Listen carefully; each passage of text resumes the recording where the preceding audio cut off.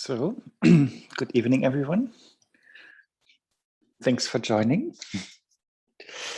Let's start with some prayers.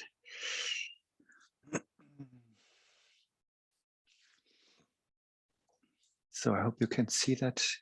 Maybe just refuge in the four immeasurables. In the Buddha, Dharma, and the Supreme Assembly, I take refuge until I attain enlightenment. Through the merit of practicing generosity and the rest, may I attain Buddhahood for the benefit of all beings.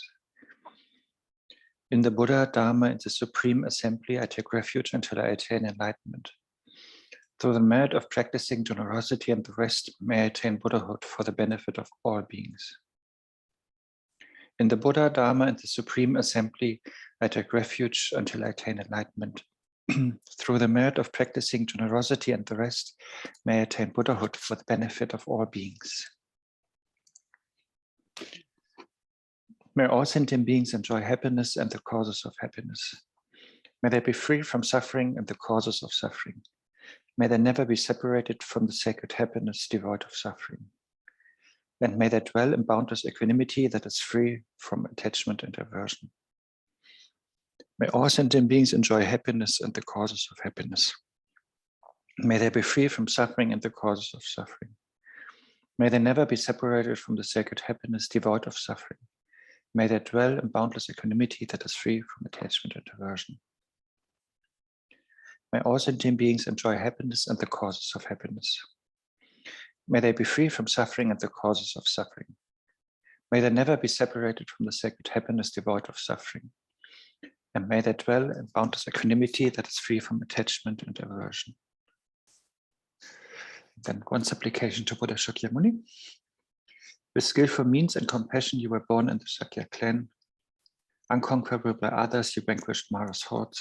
Your physical form resplendent like a mountain of gold. To you, the king of the Shakyas, I pay homage. Thank you.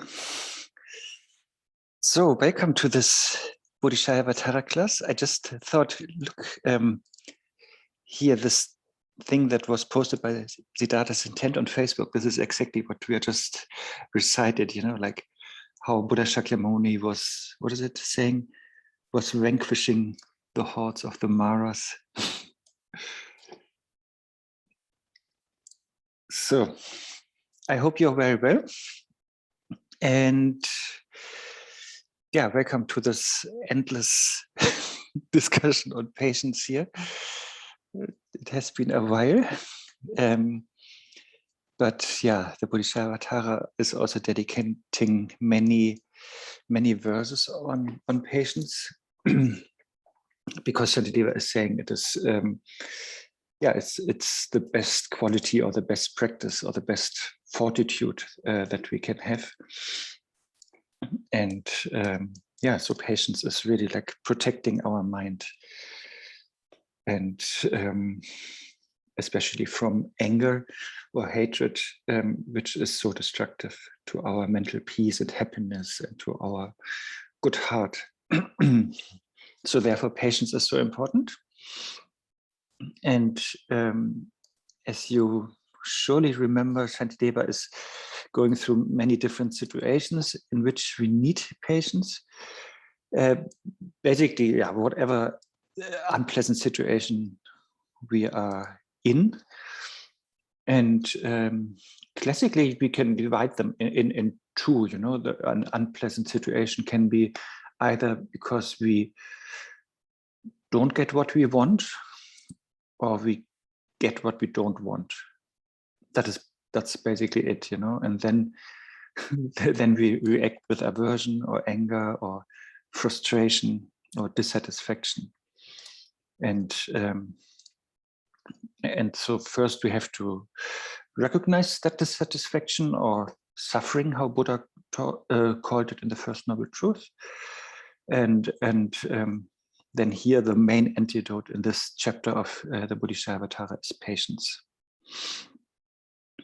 And dissatisfaction, like many, I know some teachers who like that translation instead of suffering, and literally it is dukkha, in Sanskrit, and it means that the that a wheel is not rotating well, it's not there's some unevenness, in the rotation of a wheel, and because the axis is not really, the wheel and axis are not properly connected. So that is the samsaric state, that not going well, and not flowing properly, not rotating properly. And the opposite would be, of course, enlightenment, or in Sanskrit, the opposite of dukkha would be sukha, which is like, it's that it's rotating smoothly, and that is bliss. So instead of dukkha, instead of that dissatisfaction, here we are practicing patience to not get entangled more in samsara, but to really get out of samsara, and also lead other beings out of samsara, and that is the state of bliss. Okay, and when we look into the text, I think we are today starting with verse 87, and here it is this part of difficult situation that we are facing is when we are when things happen that we don't want. And as I said earlier, Shantideva has many different different classifications within that, always, or many different situations. And here the main the main theme is always that we wish good things for ourselves. We want happiness, we want good reputation, we want to hear pleasant words, we want to be famous, and we want to. So that is one thing that we want, and then simultaneously with that, of course, we dislike the opposite. So we want to be free from suffering. We want to be free from disrepute. We want to be free from unpleasant words. We want to be free from defamation. And simultaneously with that, also, we wish these bad things to our enemies. And that is the topic, at the beginning of the topic today. So that we wish that our enemies have suffering, that our enemies have a bad reputation, that our enemies are hearing unpleasant words, or that that we are or we are happy that our enemies lose their fame or position. So that is the general setup in samsara. And now the first verses here, 87 and 88 and 89, they are then talking about if these bad things that we wish for our enemy, if they are sort of supposed to happen, but then somebody is preventing that. So our enemies are not getting into the bad situations, and because somebody is preventing the suffering of the enemies, and therefore the enemy is happy. And that is the situation now that Shantideva is talking about, that we need to be patient even if somebody is preventing our enemies to suffer, or to hear unpleasant words, or to experience disrespect or lack of fame. And these verses, actually, I hope you got the logic. I don't know if I explained it good enough, but basically it is about jealousy. We are jealous that our enemies don't suffer, but we are jealous that they're having a good time, or that they are, that they're in a good position, that people speak highly of them. And Shantideva, in his usual style, is yes, of course, he's also pointing fingers sometimes at others, like at the samsaric beings, but often he is pointing fingers to his own mind, and he's asking himself, why am I so jealous? Why can't I be happy if my enemies are happy? why do I suffer if they are happy? Or why do I want the enemy to be unhappy? So these are the questions that Shantideva is asking his own mind, and of course he's inviting us to ask our own minds, And yes, we might not have like permanent arch enemies, but maybe there are some people we have problems with at the moment, or that we dislike, and then maybe on a small dosage we are sort of rejoicing if they are facing difficulties. So that kind of situation. So maybe I just start with the first verse here, 87. I can share that here. Da-da-dum. So 87 in the sixth chapter. Even if your enemy is made unhappy, what is there for you to be joyful about? So you is Shantideva's mind, he's, as I said, he's talking to himself in a non-psychiatric way. You are merely wishing for him to be hurt, did not cause him to be injured. So if our enemy is unhappy, because he or she suffers from problems, maybe in business, or being insulted or scolded, or bigger ones, losing material things or losing family members, then if you really perceive that person as an enemy, then our jealous mind will sort of be happy about that, and it's like tasting victory or something, or because we are so competitive. And Shantideva is asking his own mind then, yes, why are you joyful about it? That the suffering of that enemy, is really not benefiting you actually, It's not that their suffering is removing your suffering. It's just not really related. If somebody else has headache, my toothache is not gone, by that. It's totally. So why, what what are you doing, you jealous mind, and even if you have the feeling, if you're like in direct competition with this person, maybe because she or he is a colleague, at work, and even if the suffering, of that person is benefiting you, then here the last two lines are then there are different explanations on that. So like one understanding could be like, even if their suffering is benefiting you, then please understand that your wish that they are suffering is not really harming them, So that is, I think, yeah, that's how it's very obviously to be explained, here. So therefore the advice is don't have the wish to harm them, because it's not harming them anyway, So stop your malevolent mind, stop your cruel heart, but yeah, overcome your jealousy and develop compassion and so on. And some other commentaries, they say, according to these last two lines here in 87, that if we have that sadist mind, basically, that is harming ourselves.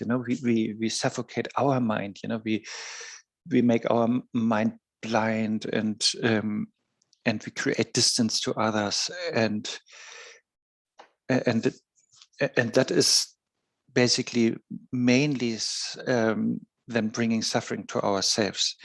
That is what some commentaries add to this, and that was already explained earlier. That anger or jealousy or all the negative emotions, they are the main victim of them is always ourselves. We are suffering if we are angry with somebody.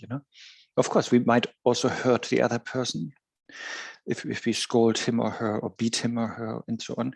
But the main the main suffering is actually happening in our mind, because we lose our mental peace, we lose our joy, we lose our sleep, appetite, and good mood, and everything. Yeah, maybe I just today explain 2 more verses, and then let's discuss, because then that part is sort of complete. So verse 88, still the same topic, like 89 also. And even if he, the enemy, does suffer as you have wished, what is there for you to be joyful about? Yeah, it's also in Tibetan, it's very similar to the second line of 87. What is there for you to be joyful about? So even if my jealous mind, or my hostile wish, would have that power, to inflict suffering on others, again, why is that making you happy? It's not removing your own suffering, but actually this jealousy is totally perverted and anti-bodhichitta and meaningless. And jealousy, whoever has experienced that might remember it. It's also very long lasting, like if you have enough fantasy and enough fear and enough aversion, jealousy can really last long.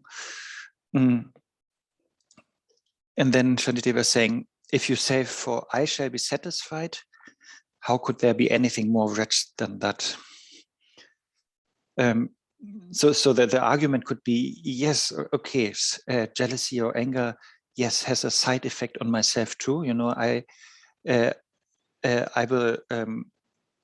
might feel miserable a little bit, but that's fine, as long as the enemy is suffering. So we might think like that, and we think that is enough satisfaction. If my enemy is suffering, and then I don't mind my own suffering coming from my anger or jealousy, then Shantideva is saying there's nothing more wretched or stupid or malevolent than this, because as I said, like jealousy or anger is really destroying so much our positive mind or positive outlook, pure perception, merit, devotion, and other good qualities.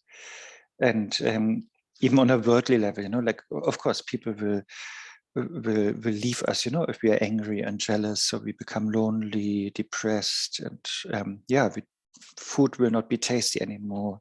We can't sleep properly, and so on. And of course, we also we are breaking our Bodhisattva vow, basically, where it says, we should not abandon sentient beings. So, and that will come in the next verse also, that it is the negative emotions, as I said, they will mainly destroy us, and we will suffer. I mean, maybe just in a worldly sense, if we kill somebody out of anger, it's, yes, of course, that poor person has died. So that person suffered and maybe is suffering still, but we will also suffer a lot. We might be put in jail, and we destroy our whole life as well. So there's a lot of just egoistically speaking. I mean, we should not be angry and we should not harm others. And this then is illustrated in the next verse, and then I stop my monologue. So there's this example of a fishing scenario. So this hook cast by the fishermen of disturbing conceptions. So this, I just read the whole thing. Is unbearable sharp. Having been caught on it, it is certain that I shall be cooked in cauldrons by the guardians of hell. So that is a drastic example. So if a fish is caught on a hook, that was thrown out by a fisherman, then of course the fish is suffering because it's being caught and pierced, and then it's getting fried and cooked, in a by the cook in a pan or a pot. And so that is the example. And then if we relate it to the topic here, then the fishermen, these are the kleshas we have, like in general, or the wrong view or dualistic view. And then, so these kleshas then create the hook. So the fisherman is throwing out the hook. So the kleshas create the hook, which is like this jealousy, the jealous wish here, you know, or the hostile wish here, that we wish other beings to suffer. And this hook is catching us, you know, the fish that are we. And the fish then will be thrown into hell. That is the pen or the pot. And that, yeah, we know from previous chapters, because yeah, negative emotions create negative karma, and then negative karma creates negative situations in the future, which can be like a full-grown realm like the hell. And then in the hell there are these guardians of hell, and these are the cooks, you know, who are cooking us then in the cauldron, or in the pan or the pot. So this is again more emphasizing on how self-destructive it is to have negative emotions. You know, if we have this ignorance and these negative emotions, and which are the fishermen, then we create the negative wishes, jealous wishes, hostile wishes, the hook, and that will catch us, the fish, and then the result is, yeah, that we accumulate a lot of negative karma, and that can manifest in, I don't know, depends of course, in a small negative situation, like, even though it's not so small, but let's say migraine, because I think that is coming in the 8th chapter, or like a big negative manifestation, which could be a complete rebirth in a hell realm. So that is the pan or the pot in which the fish is fried. And then, yeah, in the hell realm, yeah, then also we have the experience of guardians of hell who are cooking us and making us suffer. So Shantideva is asking his own mind, or our minds, I guess, also to remember that, and remember that cause and effect relationship, and remember this tremendous suffering that is possible in every corner in samsara, and therefore he's asking us, yeah, to practice patience, give up these hostile wishes, give up this jealousy and anger, yeah, and be more kind, you know, and to each other, and yeah, care about others.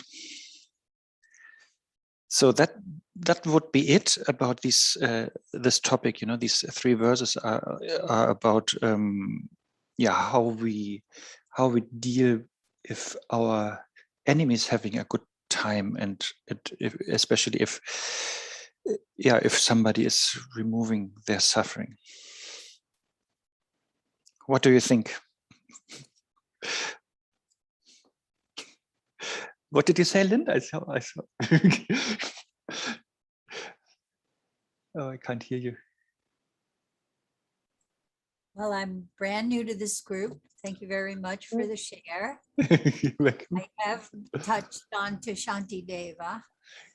I guess I want to say, of all the clashes, of all the emotions, the most embarrassing for me is jealousy.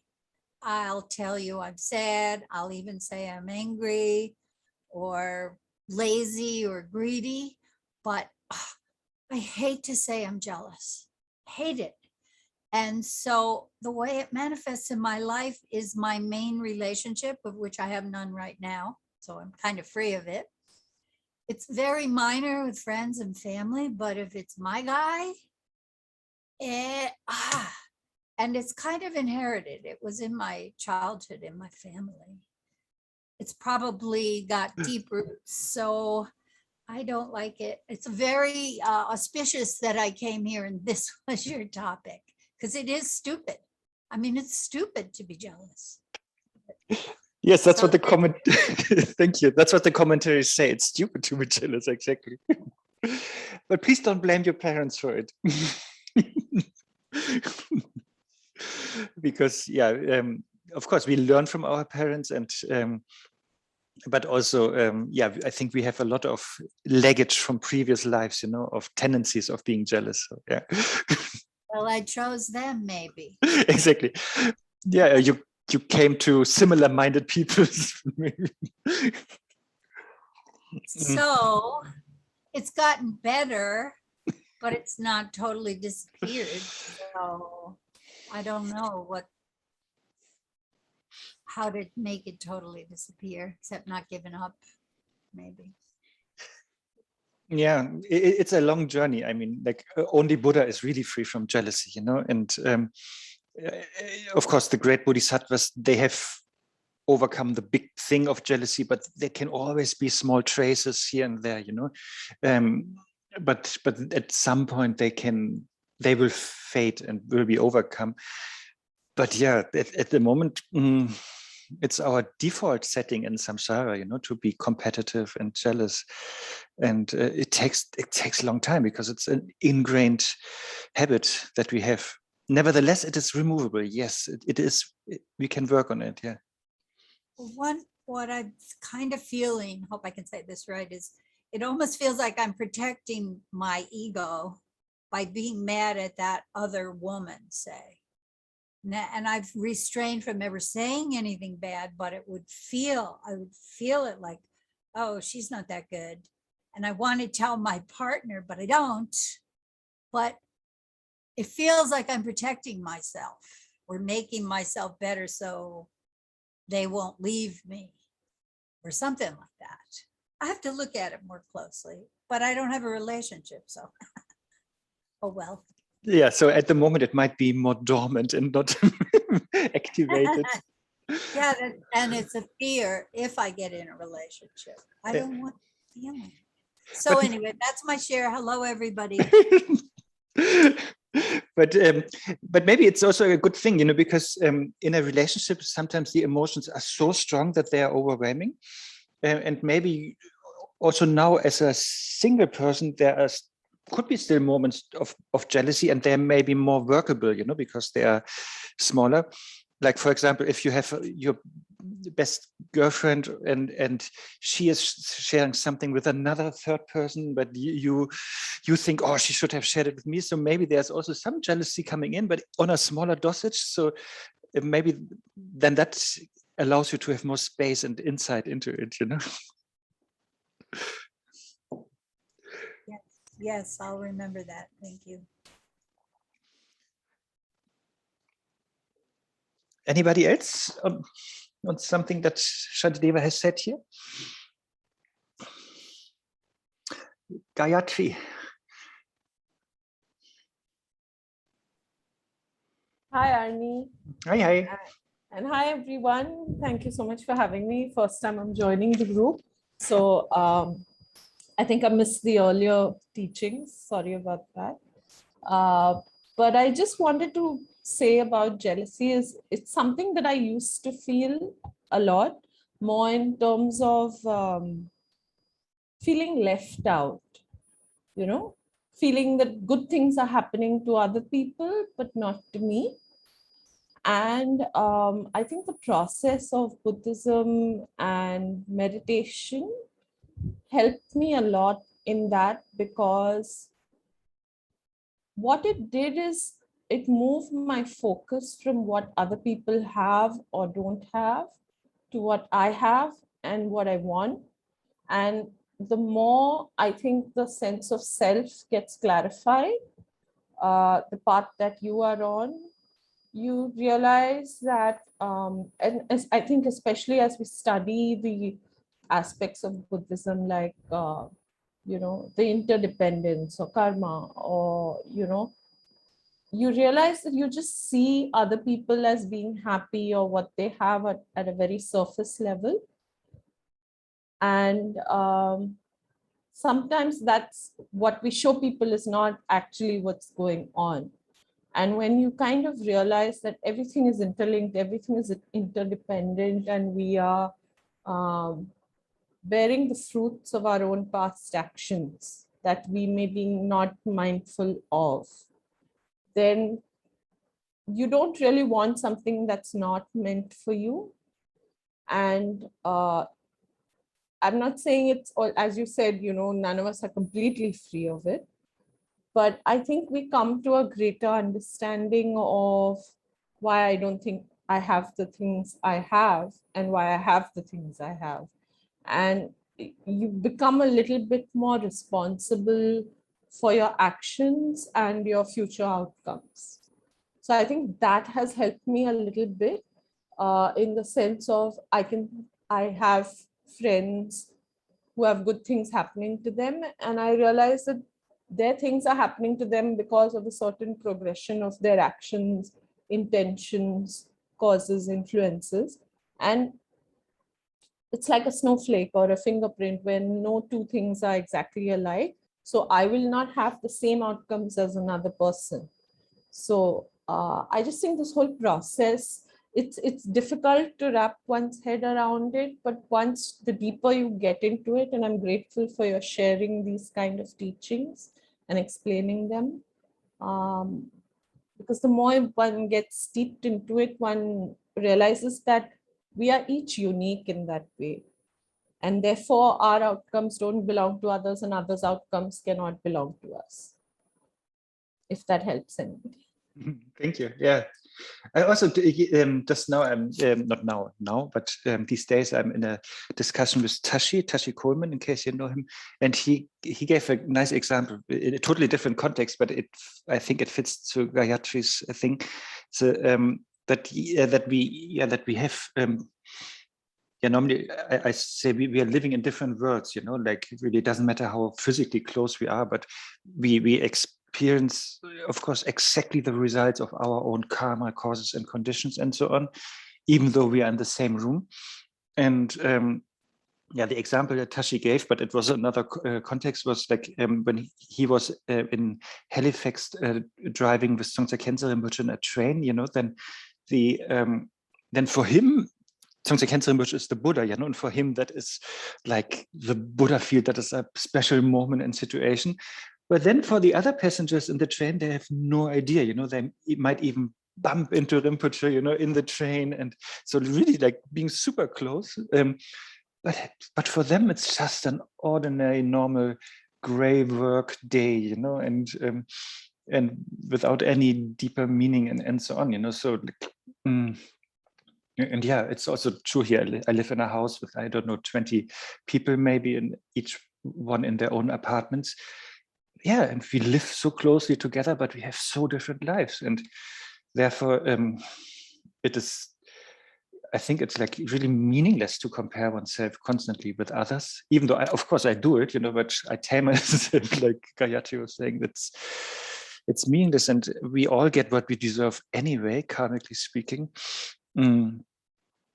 And and other people, they might, like on Facebook, they might look very happy, but maybe there's so much more suffering behind, and so much pain. And so therefore Shantideva is always saying, not always saying, but the main idea is always to not look outwardly like that, don't compare yourself with others, but understand that they are all suffering, and be compassionate with them. That's sort of the message. But I find it really interesting. Even if one is watching the same movie together, we perceive it so differently. It's and we have so many other reference points, how we get the story or the characters. It's amazing. So on that level, we are really alone, sort of, we cannot really share much. I totally get what you're saying. Also, in terms of a class, the same class that you are teaching us, each one of us in the room takes away a different sentence or a different trigger and applies it to our own life in a completely different way. So yeah, I just wanted to say that. And this is me saying one thing and you guys perceiving it your way, but with a Buddha it's even greater because he or she intentionally is doing that. You know, he's saying how he's saying things or what words he's using and what topic he's talking on. He's intentionally sending it out in, I mean, it looks like maybe one thing, but it's intentionally tailor-made for each of you, you know. But in my case, it's only accident, you know. I just say my whatever I know and can share, which is like one version. But still, we have how much 11 different perceptions of it.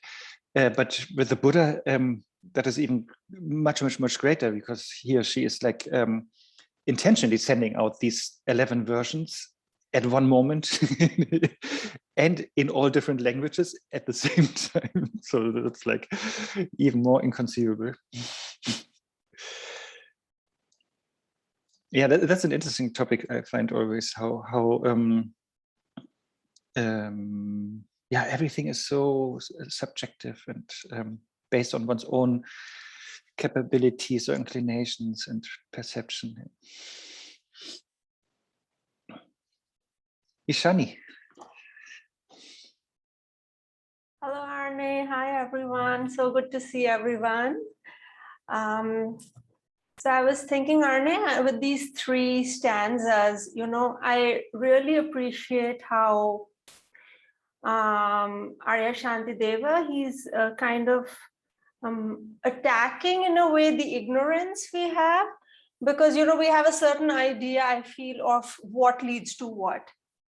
So let's say if someone has some negative emotion towards us, sometimes we feel that it is in a way our responsibility to, you know, teach them a lesson type of thing. I don't know about, you know, others, but it's I feel that's a very common way of thinking in general.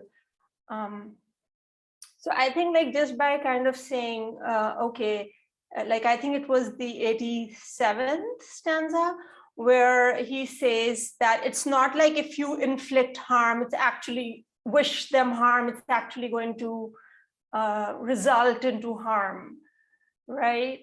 So I think he's like in a very skillful way correcting our understanding of what leads to what. Yeah. Yes, thank you. Yeah, exactly. We are not the powerful God, you know, who can just make other people suffering, even though our anger wishes to do so. Yeah, yeah. Yeah, and another thing related, Arne, because you were mentioning this, our Bodhisattva vow, right? Which is that we should not abandon other beings. And in my experience, I feel that sometimes because I have limited wisdom, you know, then sometimes that vow can be taken too literally. And like, let's say someone has a negative affliction towards you, or you have a negative affliction towards someone else. Then one, I don't know, please, I'd want to hear from your perspective.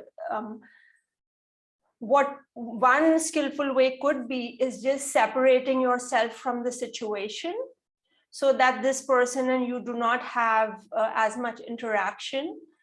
And this could actually be really not abandoning sentient beings, because then, you know, you are protecting them from yourself and yourself from them in a way. And that, in my understanding, is the best way to not abandon sentient beings. But I feel sometimes even I have this kind of dilemma, because I feel like, you know, literally like physically separating yourself might seem like you're abandoning, but actually just kind of being physically in the same spot might be causing more harm than good. I don't know. Yeah, that is yes, definitely. And that depends on on the individual and also on your present ability, you know, like yeah, sometimes it's better to go into the other room and or have a walk, you know, and then continue, and or have a whole night's sleep and then continue to discuss. So sometimes distance or renunciation is necessary, and sometimes maybe one is possible to immediately bring in compassion and transform the situation like that. Yeah, that really depends on your strength in that situation. And yeah, the example is with alcohol. You know, if I'm an alcoholic, then yes, if that is a strong tendency of mine, then it's better not to go to the bar, you know, for a while, you know, because that's too tempting to drink. So likewise, if I'm in the mood at the moment to fight or be jealous or be angry with somebody, then it's better not to be close, you know, to that person, because then it's too easy that it manifests and that I do and say things that will hurt him or her and me now and in the future. So therefore, sometimes, yeah, distance is the best method, but yeah, never with the idea of abandoning that person, but just to not harm that person and to find to take the time to find a better, constructive, positive, compassionate solution. Definitely. It's like the monks, you know, they are, for example, since I think nobody here looks like a nun or monk, but of course I don't know, but ordination is that distancing, you know. For example, not having sex and then not having relationships, and therefore, like Lynn was saying, therefore then no strong jealousy maybe is coming up because we are distancing ourselves from relationships. That is a helpful method, that distance. It's of course not the solution, because the tendencies to be jealous are still there. But maybe the jealousy manifests in a little bit less, in a weaker way than in a relationship. So then the nuns and monks can maybe deal with that more properly, because yeah, it's not getting too intense. But yeah, the distance apparently in Buddhism is like the ordination is a good, it's a very valid method. It's not the ultimate goal, but for many people, it's the best method.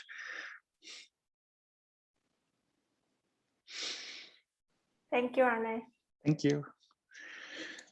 Okay, let's see what the next verses say. It's of course again on patience, and here it's more about that we're not talking about the enemy so much anymore, but more that ourselves or our friends and relatives, we are sort of supposed to be happy, but somebody is disturbing that, you know. So somebody is obstructing our happiness. And here in verse 90, it is especially about honor, praise, and fame, and so on. So the honor of praise and fame will not turn into merit nor life. It will give me neither strength nor freedom from sickness, and will not provide any physical happiness. So yeah, the idea is subconsciously or consciously, or something more strong and something less strong, we all want to be respected, honored, or have a good name, or being praised, and so on. And then Shantideva is saying that this is sort of useless. You know, it's one of the 8 worldly dharmas that makes us weak if we long for that too much. Of course, as a normal human being like me, yeah, we sort of need that. Of course, we need some acknowledgement and so on. You know, that is clear. You know, but if we are like, but still we can be overly attached to that and overly eager to get that all the time. And then Shantideva here is saying, yeah, that even if we get it, you know, it's not really substantially helpful. You know, it will not bring merit or benefit, you know, in this or future lives, you know, and it will also not bring like longevity or health, and and it will not provide any physical happiness that comes from food or drink and so on, you know. So fame and praise and so on, they are not really beneficial, and also they are, of course, that comes later in the 10th chapter, they are of course empty by nature, you know. Like if there's fame, there is like it, or let's say somebody is praising us with words, there is no there's no substance to it, you know. It's like it's just an empty sound, you know, it's called, you know, or it's like an echo, you know, and it is appearing but empty. I mean, we know that from dreams or illusions or rainbows, they appear. So sound appears, the sound of praise, but at the same time, there is no real substance. So there's no true existence to it. So therefore, if we look at it from the relative perspective, how Shantideva is doing it here in verse 90, but then also remember what he will say in the 9th chapter about the illusory nature of sound or of praise, or the empty nature of things, then then there is really no need to try to grasp it, you know, like with a rainbow, you know. It's no need to run after it and try to get a piece of it, you know, and bring it home, you know, and preserve it. But just of course we can enjoy it, but then let it go, you know, at the same time. And I don't know if you know Khenpo Tsultrim Gyatso Rinpoche, but there's one verse he was singing. It's this one: every sound is sound and emptiness, like the sound of an echo's roll. In the reaches of sound and emptiness, just let go and go where no mind goes.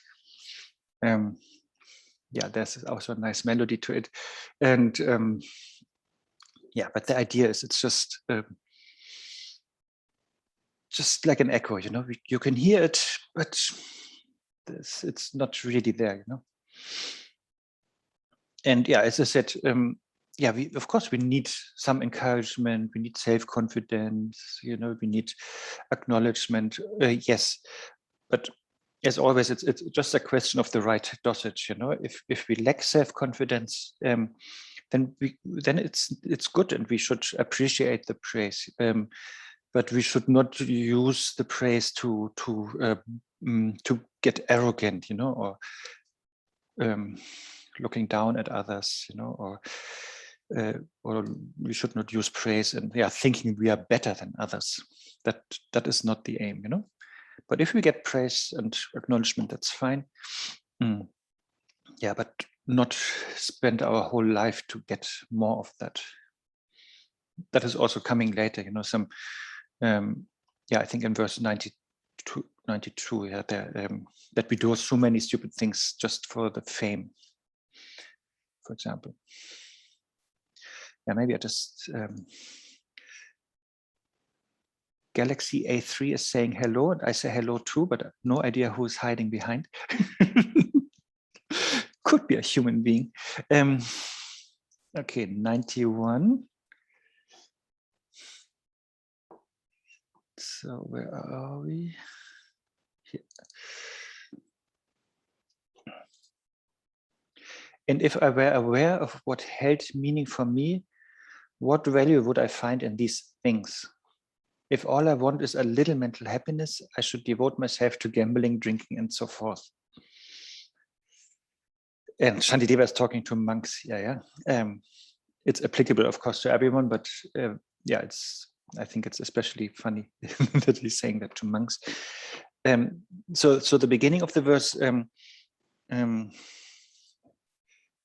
So if we really contemplate properly, you know, and maybe are even wise, then we might not see really a benefit or meaning in praise, you know, like, but especially here as bodhisattvas, and we are already in the 6th chapter. So Shantideva is assuming we have some training. So then, bodhisattvas would see that bodhicitta is beneficial. So that is what they are aiming at, you know, that is what they are hungry for. not fame or praise. So that is a shift of direction. And then we might have the doubt, okay, but if we get praise, if we have some fame, a good position and a good name, then there is some instant gratification. We have some happiness, some bliss, some joy. And then Shantideva is saying, if that is the case, I should devote myself to gambling, drinking, and so forth. So Shantideva is saying, if we want that instant gratification, that entertainment, that kind of happiness, then that is actually easier to get by just having, I don't know, drinking alcohol, taking drugs, gambling, or even having sex. It's written in the commentaries, that so we can do, let's say, gambling and sex we can have, or even gambling maybe is the best example here, because that is even looked down on by lay people, So of course, in the monastery, gambling or sex is not allowed, and therefore, and so sarcastically, he's saying then gambling would bring more happiness, or could be a good substitute for fame. But the main point is, like gambling and sex is not allowed in the monastery, likewise, the wish for fame should also not be allowed. That is the main point, And of course, gambling or alcohol, that is a big thing, that is very easy to detect, if the monks or nuns are doing that. But this wish for fame or praise and so on, that is, of course, more hidden, and that should be equally not allowed in a monastery. That was the point here. And then maybe the next verse, and then we can discuss again. And I will share it.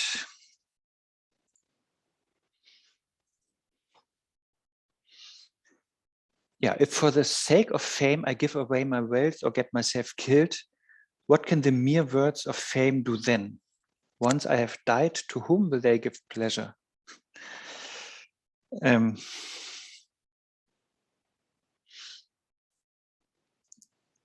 And of course, monks or nuns don't have wealth and so on, but still, as long as we're in samsara, we might, to a certain extent, have that wish, to be famous or to be respected, and in that endeavor, we do many strange and unnecessary things. For example, we might give away our wealth because we maybe want to impress others also, or we want to be the generous sponsor, or we even get killed, like we sacrifice our own life or our own body, for example, if we go to a war to be a war hero, or maybe we are terrorists, with suicide bomb, to be famous in that tradition, or or people do other things, like I don't know what is called America Got Talent or things like that. Those shows, maybe you do strange tricks that are dangerous just to be famous. Or the classic example is you want to climb Mount Everest just to be famous, but then you die on the way. That's possible. And my personal example is my brother when he was 9 and we were on the street, and he wanted to impress a girl on the street, so he was driving bicycle without his hands, and then he ran into a car, and had to stay 3 days in hospital. So nothing serious happened, but still, just to be famous or to be noticed, we do stupid things, and that could endanger our lives. And so Shantideva is asking, so what can these mere words of fame do? As I said and shared here with the song, it's like it's just empty sound, the fame, it's just a sound that is and that is meant here also with mere. Mere means it's just a word. There's no substance to it, no true existence to it. And especially if we die, on while climbing the Mount Everest, or while suicidingly bombing ourselves, then really, what is the benefit then that we are, for us, that we are famous? We can't even hear that that praise anymore. So there's really no instant gratification anymore. And therefore it is very childish that we run after fame so much, because it's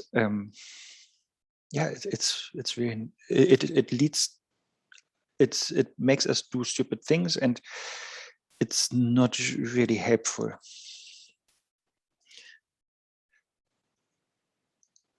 Okay, one more verse, because there's a nice example, and then let's discuss.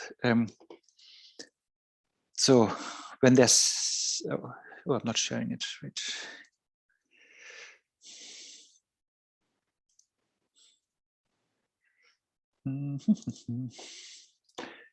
When their sandcastles collapse, children howl in despair.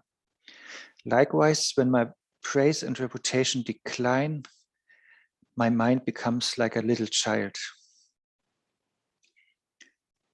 Yeah, this sandcastle example comes again and again. And here is one picture for that verse. So the child cries because the sandcastle is gone. And you might know this guy who is always very eager to build sandcastles. And I don't know if you can see that properly. So he is building the whole time the sandcastle. Then, of course, either the flood or the rain is coming.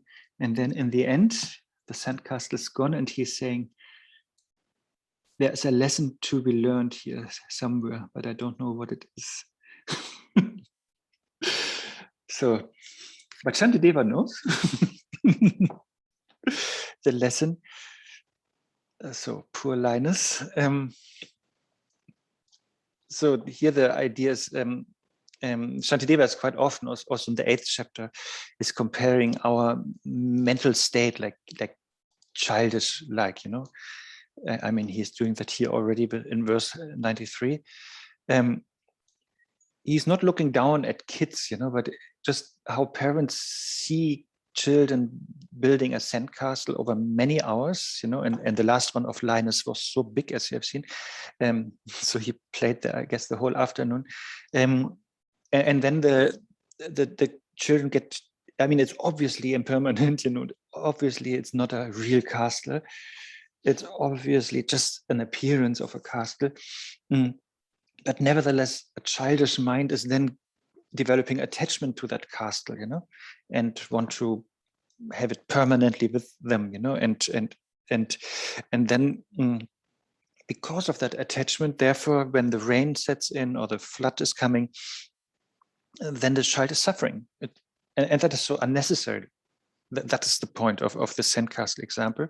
And therefore the parents, yes, they can, like the parents are the Buddhas here in this case, then yes, they play along with the child, like, yes, it's a castle, and we could live here in the tower and so on. But they know it's an impermanent thing, and they know it's not a castle, and they're not getting attached. And therefore, they have, of course, compassion with the childish beings who get attached to sandcastles and then suffer from their destruction. And so the idea here is that fame is like a sandcastle. That is this example here. And therefore Shantideva is saying, when praise or reputation is declining, like when the sandcastle is dissolving, then my mind becomes like a little child, we are crying and and we are suffering a lot, and we forget that it is that fame is very impermanent and without substance. And also, wait, I wanted to show you another verse that makes sense here. In case you have studied with 37 practices of a Bodhisattva, which is also a wonderful text. And there's one verse that fits, and it is here. Wait. Yeah. Like the dew that remains for a moment or two on the tips of the grass and then melts with the dawn. The pleasures, or here fame, we find in the courses of our lives last only an instant, they cannot endure. And then opposed to that, while the freedom we gain when becoming a Buddha is a blissful sukha, what we heard in the beginning, attainment, not subject to change. Aim every effort to this wondrous achievement. The sons and daughters of the Buddhas all practice this way. So that is, again, in the 9th chapter, that will be emphasized by Shantideva to really see everything, I don't know, like a sandcastle, rainbow, dream, echo, mirage, reflection. Things appear perfectly, nicely. And yeah, how Gayatri was saying, based on causes and conditions coming together on the relative level, appearing very nicely. But yeah, but they're not really there, they're not truly existent, they're not really permanent. And therefore, yeah, no need to exhaust ourselves by running after them or getting attached to them and then crying about them when we lose them. And like here, maybe Linus from the Peanuts, he was maybe thinking, yeah, the sandcastle will last for 1,000 years, and people will praise it, for eternity. And so it's not like that with nothing in this world. So, and fame is the example here, that we are so eagerly wanting fame and that we do so stupid things for fame. So Shantideva is saying fame is just like a sandcastle. So, what do you think? What do you want to discuss about these verses? Arne. Emilia. It really just fits in as a glove. I have from my own experience, I work in academia, and I started in 1999 to be a full-time academic. And it's been from many years of absolute, complete attachment to fame, to wanting more and more and more, 70 hours a week of work, no weekends, everything. I praise and the reputation. Yeah, it came and I got the title I wanted and everything. And then through quite a number of tsunamis, in 2015, I saw the light. That's when I embraced Buddhism. But it had to be hit so hard, so many times. And then slowly but surely, now, I just decline, invitations here and there. It's not really a big deal anymore. There is still, I also still feel jealousy, and I feel embarrassed by that, but it still exists. But it's really like looking in, wow, the whole thing is all made up. Actually, I think the whole, a lot of the science people are so, it's so serious. Not really. You have a bunch of egos and everyone wants to publish and have whatever sandcastles they can create, they can build, but it's been a huge change. And I love the change that's happening, but it has been painful as well, because you think you are that. And even recently, I actually changed. When people ask me, what do you do? I used to say without blinking, oh, I am a professor. I would use the am. And then recently I was like, No, I'm not. I work as is a title like anything else. I'm no different from anyone else. And the penny dropped. That's it. I'm not different from anyone else. I'm not even to aim like fixed a human. This is how it's happening in this reincarnation. But so it's been a long journey, if you imagine, starting your career in 99. But I'm finding it really fascinating. And of course, you observe from students, from your colleagues, the clinging for the sandcastle, the killing of their lives for the sandcastle, and which is elusive, absolutely elusive. There isn't. No. So anyway, just to share, because as you were reading the stars, I was like, yeah, it's amazing. Thank you. Yeah, really, this identification is the problem. That is, of course, the key, the self-clinging or self-identification. And it works, of course, like Emilia was saying, if we drop it and not say, I am a professor, but I work as, or I have that job or whatever, that is also like Ishani. That is also like a positive distance we create again, to the being a professor, and also but it also works in the opposite direction. If we have a negative situation, like if we are sick, we should not say I am sick, but I have a sickness, that kind of thing. It creates the distance that implies it's not us and it's removable. That is so important. I mean, Pallavi, I saw your hand. I'm coming back to you, especially like if we, from the Buddha nature point of view, like Buddha nature. It's also wrong to say that, but still, Buddha nature has afflictions or has their defilements. Buddha nature, we have defilements, we have kleshas. That is, it's not totally right, but it's sort of better than saying I am negative. I am defiled.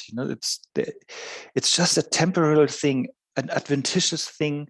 These defilements, they are very superficial and they are so removable because they are never our true nature. That is my point. So like Emilia is never truly a professor. and as you said, I think, if I understand correctly, not even really a human being by nature. Likewise, all the negative things also there. So therefore, like Emilia has no reason actually to be proud of being a professor, quote unquote. But likewise, also negative things. Like if I'm very sick, I should not be so depressed or negative about it that I am by nature sick. But sickness, kleshas, defilements is always adventitious. It's always not my nature. It's always removable, no matter how thick the clouds. The sky is never destroyed by that. Never damaged, never really influenced. Pallavi. Yeah, firstly, thanks, Amelia, for bringing that up. Actually, that was an example that I could resonate with my earlier part of my career life as well, to drop that validation and the labels and the designations. It was a huge working before I could shift to another phase of my life. So it's very painful, I know. And it's not easy. We can fool ourselves a lot. So that way, so thank you. Secondly, so I resonate with that little boy about the last part of not knowing what the lesson is, because I've built enough sandcastles and I know that it doesn't work and it's illusory, it is impermanent, and all the causes and conditions, all that possible.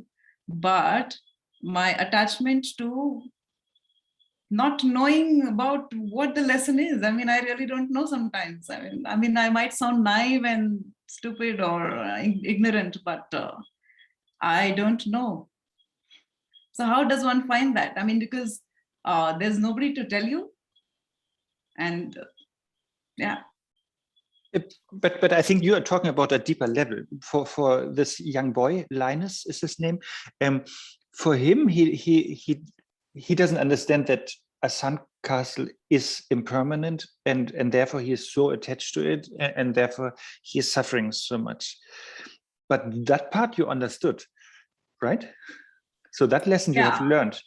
That I understand, and partially I could say not all of it is more than understanding. Some things are at an intellectual level.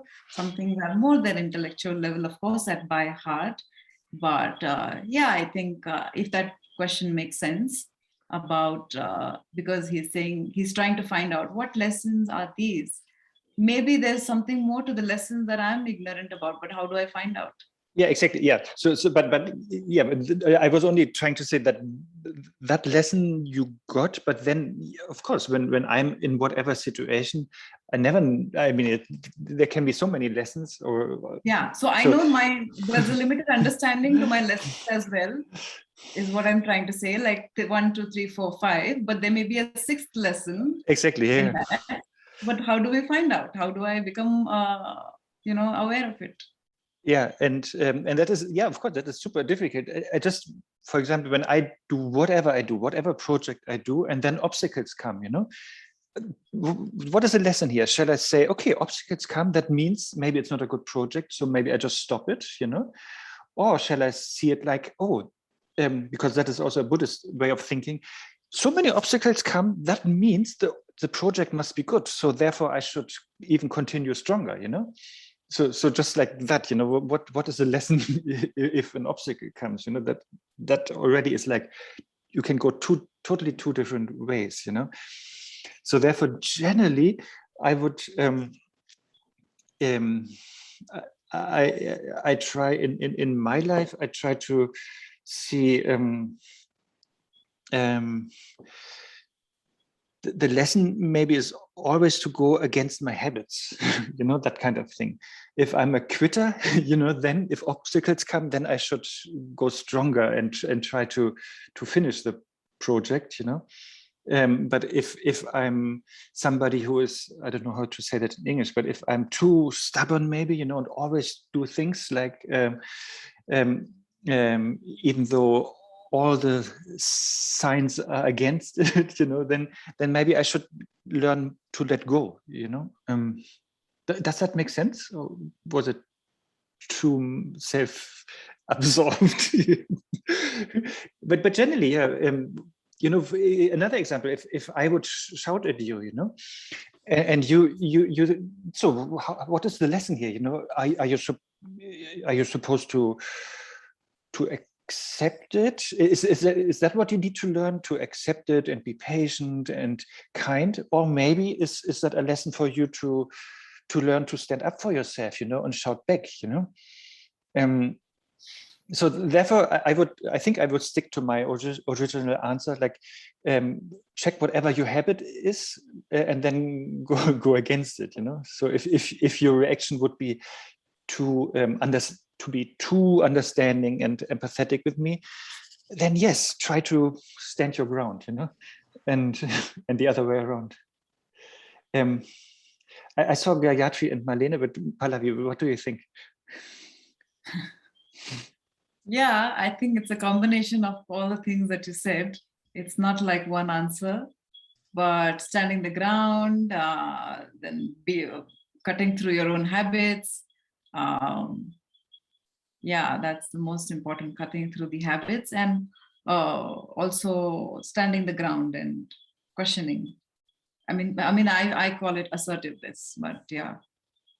But I that was only one reaction I meant, because maybe if you are too much assertive, then in some situations you should be more, I don't know, more accepting, maybe, or if whenever something negative happens and I start to be too assertive and it has to be the way that I want, then my training would maybe be to learn to let it go and let it happen without my interference, again, only to break my habit. But also as, sorry, yeah. It's a little tricky one. At that, you got to take the what do you say, lessons, or I mean, just an experiment, and then try one thing at a time and see where it goes. And also, from Buddhist point of view, they would not really say lesson, you know, but still they would say it, like what we meant, what I think in a discussion with Gayatri earlier, that everything depends on how you perceive it, you know. So like my example with the movie, you know, we both could go into the same movie and we perceive it totally different. So therefore, what I want to say, if you come into a lesson situation, you have so many possibilities to learn from it. You know, you can take it in, as you said, 5 or but maybe 20 different ways and learn from it. And I think if you are skillful and capable, why not? The more the better, you know. and then it might be getting too much, and then yes, you can come back to bodhichitta and think, yeah, okay, whatever happens, I can try to learn, take it as a lesson to strengthen my compassion and wisdom. You know, that is, then you are always on the safe side as a bodhisattva. You know, if you whatever happens, if it makes you more compassionate, and at the same time you understand more everything is illusory. But I know we, with a modern mind, we have of course so many other psychological diagnosis in our mind or perspectives. So and it's I find it totally fascinating to see things as a lesson and then to work on these hang-ups we have here. And but I think you are already so open, you know, so I'm sure you will find more aspects of a lesson in a lesson. The more you look, the more you will find. I'd like to think so. No, I think the more you look for it, the more you will find, and the more you will grow easily. So one last question to this, in case there is an answer to this. Is there a safety net? Like you said, is compassion a safety net for that? Like, you don't know. I mean, you're not, I'm not skillful at all, actually. I don't consider myself skillful at all. So for me, if I'm not a skillful person yet, and I'm still on the path, so what is the safety net? Is compassion a safety net to that? I think the balance of compassion and wisdom is the safety net. No, I mean, if I don't have the wisdom yet, you I have compassion, but I'm still building on my wisdom, so then I can use compassion. No, but from Buddha, not Buddhist, but Buddha's point of view, I'm talking about myself now, like, even though I would say the same, I have compassion but no wisdom, but that's not true. For Buddha, we don't even have compassion, you know, because it's so dualistic, our compassion, it's so conditioned. And so therefore, both are very baby-like, you know, compassion and wisdom, but nevertheless, they are not zero, but just use the best possible compassion and wisdom you have at that moment.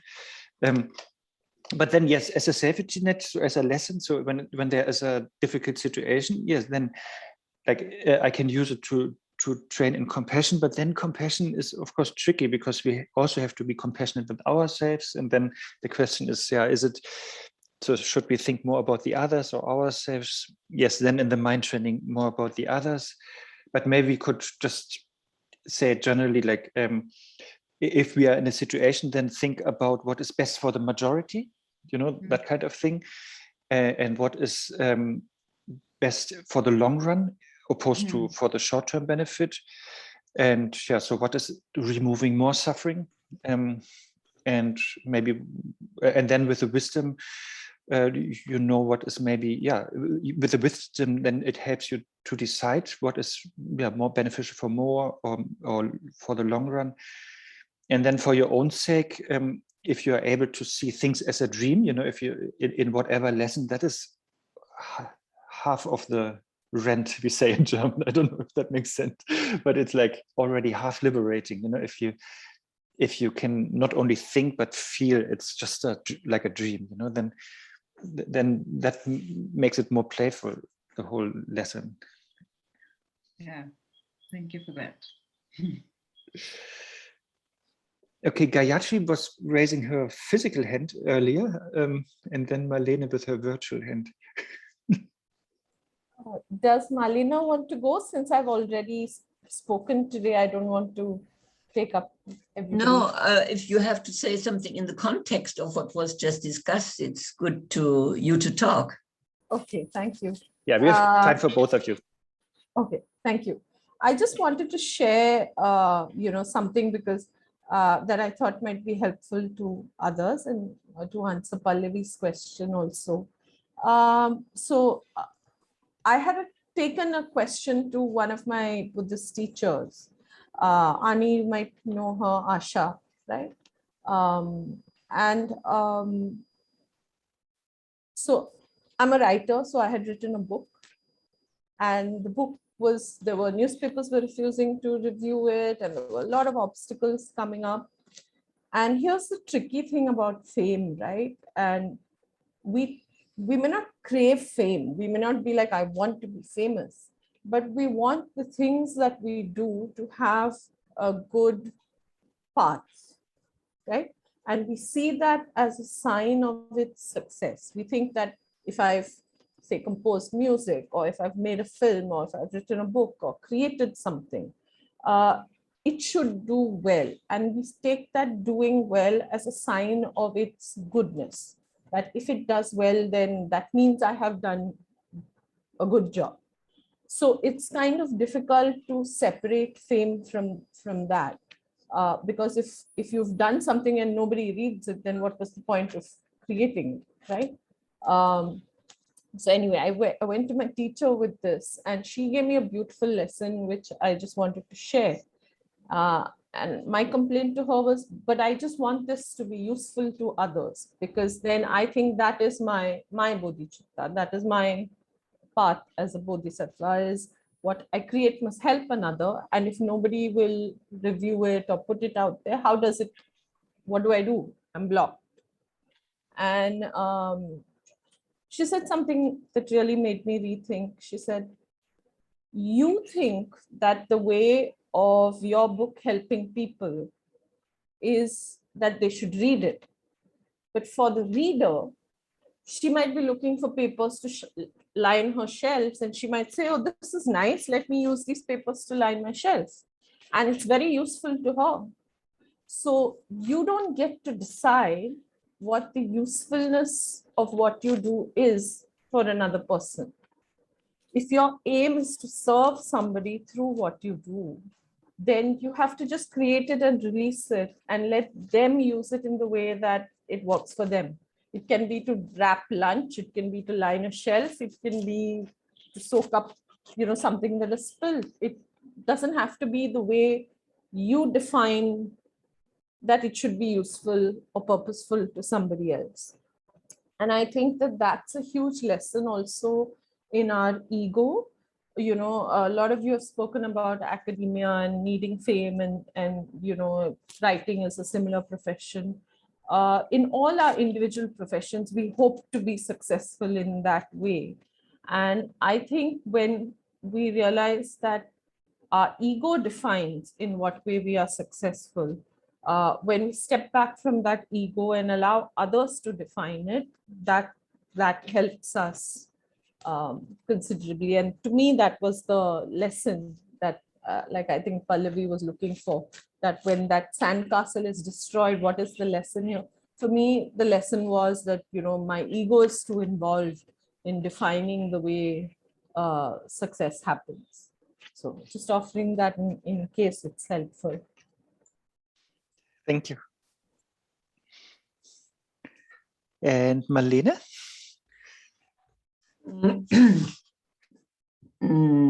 Yeah, I can speak. Whenever I am in a difficult situation, I really try first to examine what the motivation is. And if I really feel that the motivation has not to do with me and with my desire or my aspirations, but really with independent from a me, then I do it wholeheartedly. And if then it does not work out, then I rely on the karma, saying that karma can ripen and that perhaps all the miss moments that happen has to do with the ripening of my karma, and perhaps it works out well. So that was what I wanted to add to the discussion. Thank you. I think motivation is just so important, and really to examine oneself about the motivation one has. And it also reminds me of the prayer, like, I don't know, the anonymous alcoholics, they use it, right? May I change the things that I can change, and may I accept the things that I can't change, and may I have the wisdom to distinguish these two, something like that. So this, yeah, the balance between active and passive, or also in gardening, you know, should I more cut the flowers or trees, or should I let them grow like naturally? That is always difficult to find the balance, you know, and yeah, yin yang kind of style, learning by doing. Yeah, thank you, Marlene. I think time is over. I just wanted to share this, since I shared this song in the beginning, I just share you here the website where that particular song is, and you can also listen to the music. And then I wanted to say Happy Dakini Day. I forgot to say that. I think today is, yeah, the day to celebrate Dakinis,